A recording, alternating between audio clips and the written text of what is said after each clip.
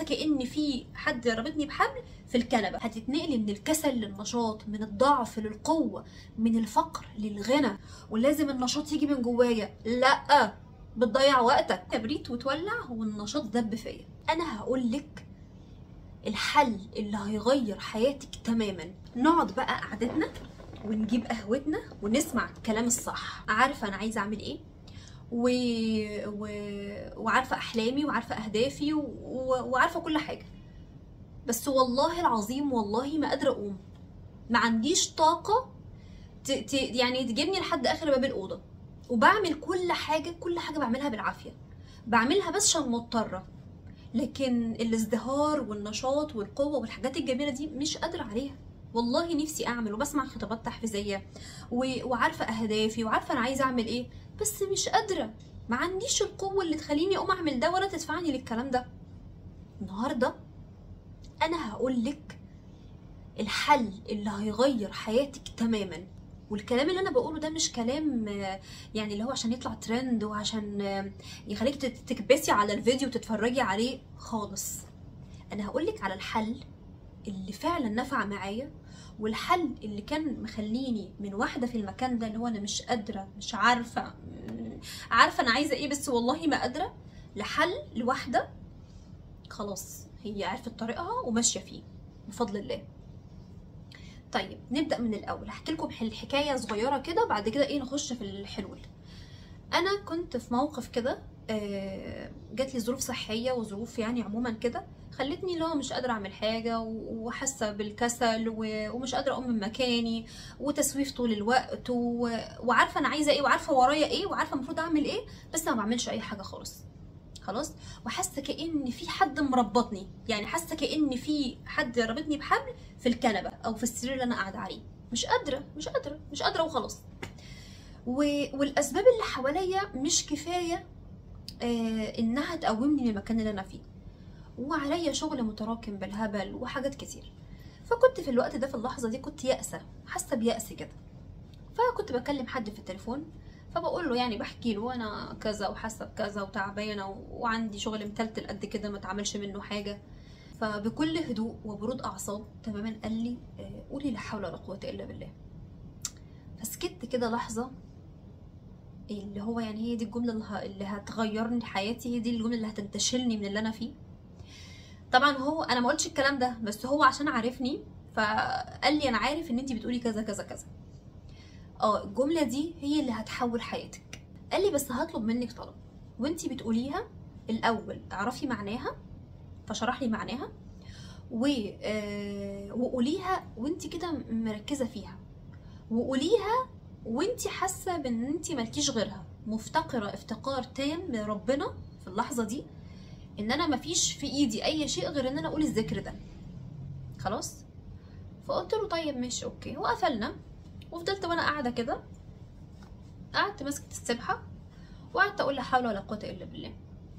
قعدت اقول كتير يعني مش فاكره العدد، بس قعدت اقول كتير.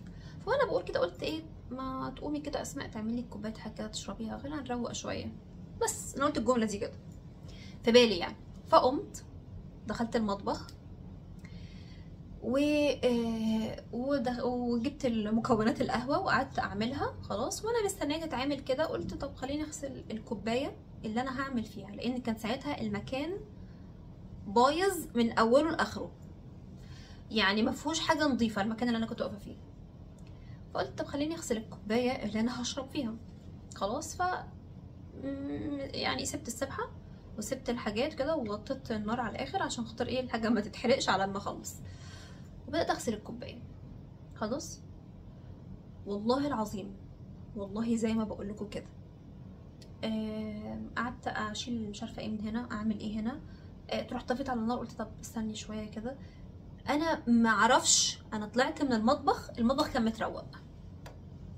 والله العظيم زي ما بقول لكم كده، لا حسيت بالوقت ولا حسيت ولا الافكار بتاعت انتي مش قادره انتي تعبانه ما تعمليش حاجه طب مين هيعمل ده كله طب نجيب حد يساعد.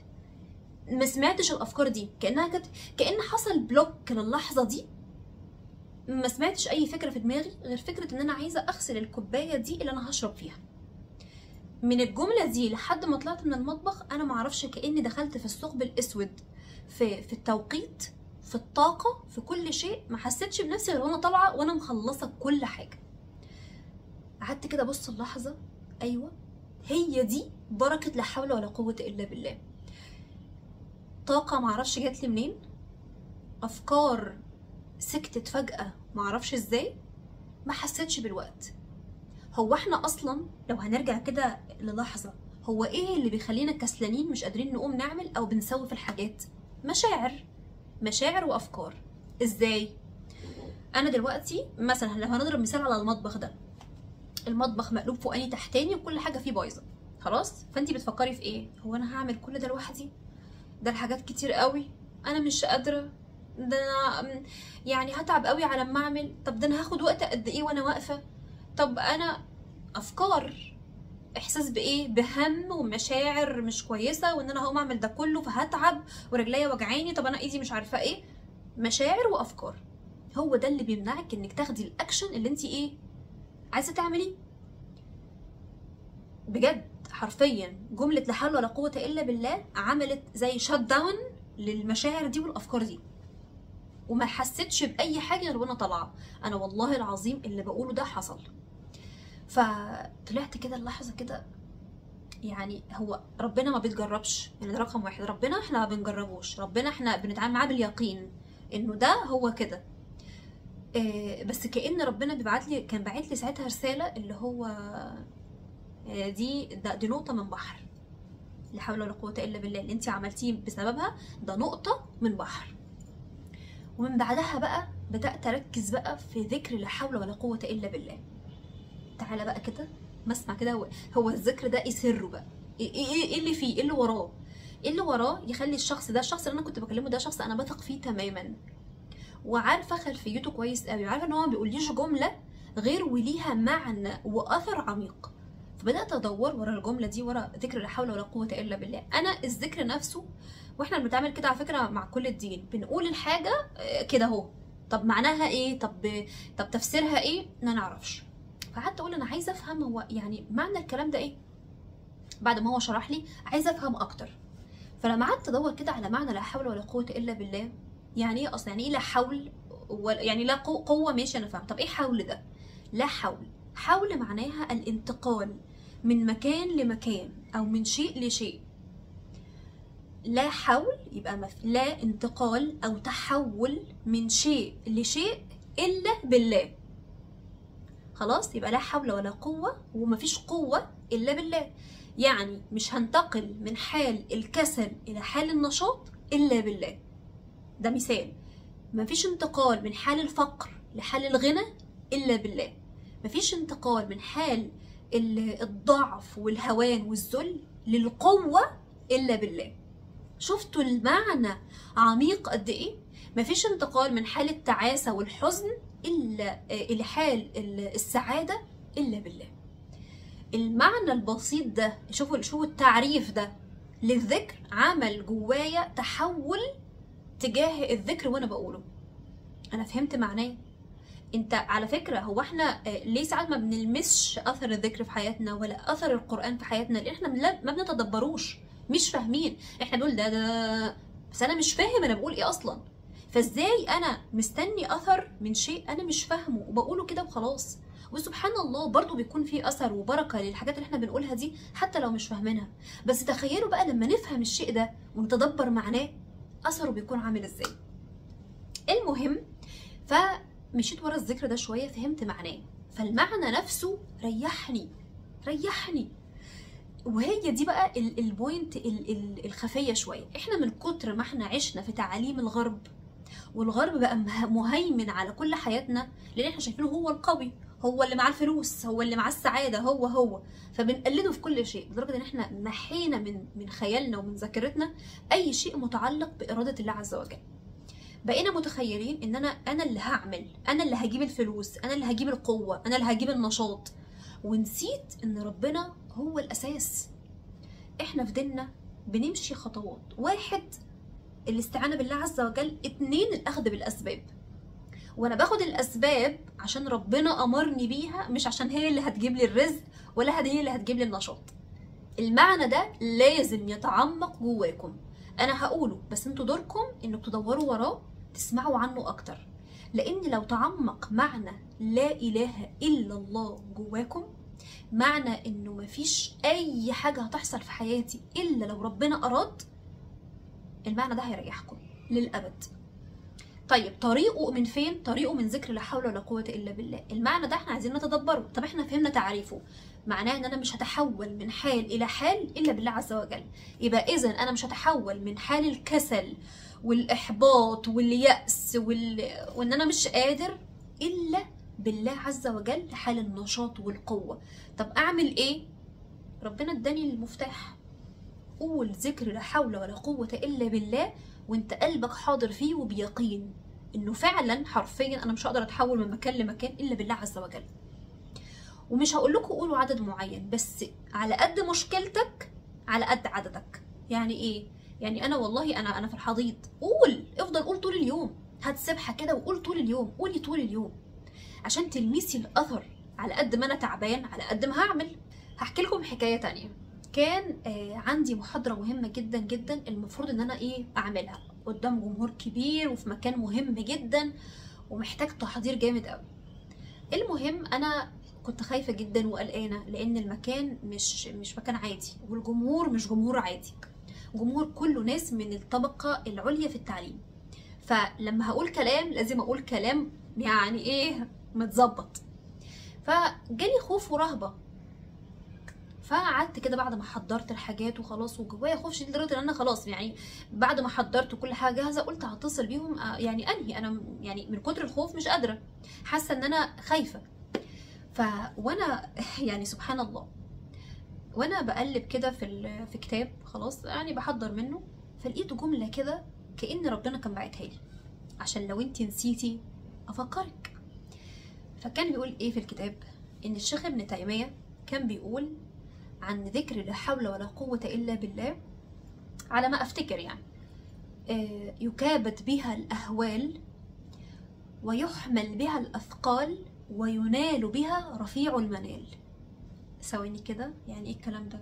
يكابد بها الأهوال يعني أي مصيبة أي حاجة صعبة في الحياة تعرف تواجهها بذكر لا حول ولا قوة إلا بالله.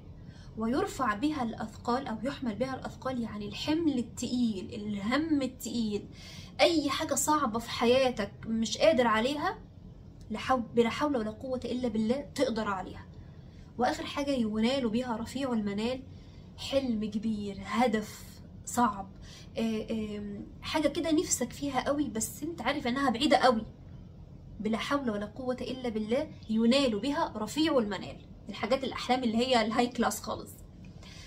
فكأن سبحان الله ربنا بعت لي الجملة دي رسالة إنه أسماء لا حول ولا قوة إلا بالله.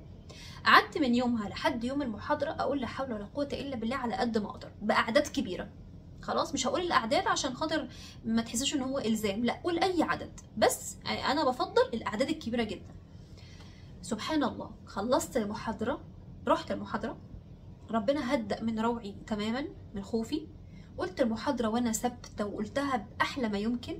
المكان ده طلبني بعدها 3 مرات ان انا اقول المحاضرة. فكانت رسالة من ربنا ليا انه ما تنسيش الذكر ده، الذكر دوت بيه هتحققي بيه احلامك، هينقلك من حال الضعف لحال القوة، من حال الكسل لحال النشاط، وهتقدري تواجهي بيه اي صعب في حياتك. ومن بعدها بقى اي يوم يمر عليا لازم اقول في ذكر لا حول ولا قوة الا بالله ده. واي لحظة بتمر عليا مش عارفة احقق فيها حاجة معينة في حياتي اليومية او في شغلي او في علاقاتي او في اي حاجة، وحاسة انها صعبة مش قادرة عليها، مش قادرة اخد الاسباب للشيء دوت، بقول لا حول ولا قوة الا بالله. الفكرة انه الاسباب متوفرة وموجودة ان احنا نقدر ناخدها. اللي بيمنعنا العقبة ما بين ان انا اهو وان انا اخد السبب في مسافة. المسافة دي مش هتعرف تقطعها الا بالله. هي دي بقى المعلومة اللي الناس كلها ما بتقولهاش، اللي كل الفيديوهات بتاعت الحاجات التحفيزية والحماسية مننا احنا عرب او مننا من الاجانب ما بيقولوهاش. ان انا طب المسافة دي مسافة ان انا اقوم من على السرير واخد بالسبب، هي دي المسافة الصعبة. دي اقطعها بايه؟ انا مش عارفة اقطعها بايه. مش هتقطعها غير بربنا سبحانه وتعالى. من الاخر طب ازاي؟ بذكر لا حول ولا قوه الا بالله. انك وانت بتقول الذكر، يا رب يا رب انا مش قادره اقوم من المكان ده، مش قادره اقوم من المكان ده للحاجه الاهل الهدف قدام عيني، ومفيش بيني وبينه اي عقبه غير ان انا بس اقوم اعمله. المسافه دي هتقطعها بذكرك لله عز وجل، بذكر لا حول ولا قوه الا بالله. يبقى لو نفسك في هدف كبير تحققه، لو نفسك انك تلعب رياضة عشان جسمك يكون احسن، لو نفسك تسافر بره عشان تاخد شهادة معينة، لو نفسك تربي ولادك احسن تربية، لو اللوات الكتير، بذكر لا حول ولا قوة الا بالله. ويكون في بالك ان مش هيخليني اخد الاسباب الا الله عز وجل. طب انا عايز ربنا يخليني اخد بالاسباب، وعايز ربنا يشاء لي ان انا اخد بالاسباب دي، وان انا انال الاحلام بتاعتي دي كلها. ذكر لا حول ولا قوة الا بالله. والله العظيم الذكر دوت ما في مرة قلته لحد كان بيعاني من مشكلة الكسل ديت او مشكلة انه مش قادر دي في اي حاجة، الا ونفعه جدا سبحان الله، وتحول حاله من حل الى حال. في بس هحكي لكم قصة عن حد انا اعرفه، كان واحدة من الكلاينتس اللي بيتابعوا معايا في الجلسات. فكانت فكانت بتحكي مشاكلها، وبعد ما قلنا بعض الحلول وحلينا بعض المشاكل، فنهيت الجلسه قلت لها القصه دي، قلت لها ذكر لا حول ولا قوه الا بالله. والله العظيم والله العظيم من آن لاخر تتصل بيا ترفع عليا السماعه تقول لي انا بشكرك من قلبي، انا حياتي اتغيرت من بعد الذكر ده. بقيت قادره ان انا اقوم اصلي، بقيت قادره ان انا اصبر على اولادي، بقيت قادره ان انا اروح شغلي كده وانا كل طاقه. من بعد ما بقيت بصحى من النوم، كانت هي بتحكي لي بالظبط، بصحى من النوم اجيب كوبايه الشاي ولا كوبايه اي حاجه عشان تفوقني شويه كده، وافضل ماسكه السبحه قبل ما اعمل اي حاجه في حياتي. بتقول لي امسك السبحه اقعد لا حول ولا قوه الا بالله، لا حول ولا قوه الا بالله، لا حول ولا قوه الا بالله. قالت لي اخلص الورد بتاعي العدد اللي انا حاطاه، وكأن في اللحظه دي يعني في نار جوه، كأن بالظبط في كبريت وتولع والنشاط دب فيا. فحرام يكون عندنا الكنز ده. هو فعلا سبحان الله النبي عليه الصلاه والسلام قال عليها كنز من كنوز الجنه، ذكر لا حول ولا قوه الا بالله. وكان ملائكه مش متاكده من الاثر قوي، بس كنت اسمع دايما القصه دي ان ربنا لما خلق العرش بتاعه قال للملائكه امرهم ان هم يحملوا العرش، فما قدروش يحملوه، فقال لهم بذكر ان هو يقولوا لا حول ولا قوه الا بالله، فبالذكر ده قدروا يحملوا عرش الرحمن. فبالذكر ده هتقدر على اي حاجه، هتقدر على اي صعب، هتقدر على اي هدف نفسك فيه، هتقدر على اي كورس متراكم عليك في الموبايل نفسك تاخده ومش عارف، هيقدرك على الصحيان بدري، هيقدرك على الصلاه. ناس كتير مش قادره انها تواظب على الصلاه، وفاكرين انه انا لازم الخطوه تيجي من عندي، ولازم النشاط يجي من جوايا. لا، بتضيع وقتك، والله بتضيع وقتك وبتضيعي وقتك. النشاط والهبه دي بتيجي من ربنا. فلو انا بجد نفسي اصلي وماشيه على سطر وبسيب سطر ومش قادره اصلي، اطلبي من ربنا المعونه. بايه؟ بذكر لا حول ولا قوه الا بالله. افضلي قولي لا حول، كل ما يأذن الاذان قولي لا حول ولا قوه الا بالله. والله العظيم والله العظيم لو ربنا شاف منك صدق النيه ان انا فعلا انا عايزه، يا رب والله انا عايزه بس مش قادره، ربنا بس شاف منك ده وشاف لا حول ولا قوه الا بالله دي، ربنا هيخليك تصلي ويخلي احلامك كلها تتحقق وكل اللي نفسك فيه يحصل. فعايزين نتفق اتفاق ان انا كل الفيديوهات التحفيزيه الجميله دي كلها هسمعها، بس يكون جوايا قناعه ان كل ده مش هينفعني الا لما اخد اول خطوه، وهي الاستعانه بالله عز وجل. ان انا استعين بيه انه يقومني. مش هتعرف تعملي حاجه لوحدك، مش هتعرفي تعملي اي حاجه لوحدك. انه اي صعب خلاص بقى سهل. ليه؟ بقى المفتاح في ايدي، مفتاح لا حول ولا قوة الا بالله، اللي هتحطه في اي باب في حياتك هيفتحه لك. باب الكسل اللي قافل عليك كل حاجة حلوة، باب الحزن والهم اللي قافل عليك كل السعادة، باب الضعف اللي انا ما بعرفش اواجه بيه الاخرين ويبقى عندي قوة شخصية. كل الحاجات دي الذكر ده هيفتح لك الباب، اول خطوة اللي انت مستصعبها، وقتها هتعرف تاخد بكل الاسباب المتاحة بكل سهولة.